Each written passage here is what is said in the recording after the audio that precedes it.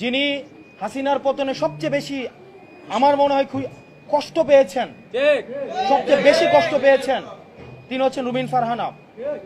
আমরা 15 আগস্টে আওয়ামী লীগ থেকেও বেশি আওয়ামী লীগ পণ্য যাদেরকে মনে হয় তাদের মধ্যে রুমিন ফারহানা অন্যতম। জুলাইয়ের মাস্টারমাইন্ড খ্যাত হাসনাত আব্দুল্লাহ ভাইয়ের মুখে এই শব্দটা শুনে আসলে খুব লজ্জিত হয়ে গেলাম।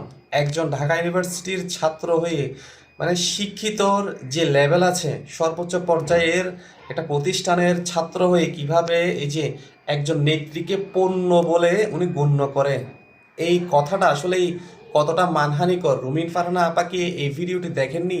এই ভিডিওটার জন্য উনি প্রোটেস্ট করেননি? এই শব্দের জন্য উনি কি আসলেই পণ্য? হাসনাত আব্দুল্লাহ ভাইয়ের প্রতি আসলে মানে রেসপেক্টটা চলে যাচ্ছে দিনে দিন। এই ধরনের কথাবার্তা, এই ধরনের কাদা ছোড়াছুড়ি যদি চলতে থাকে তাহলে আগামীর বাংলাদেশ আপনাদের কাছ থেকে কি আশা করতে পারে? কোনো কিছুই না।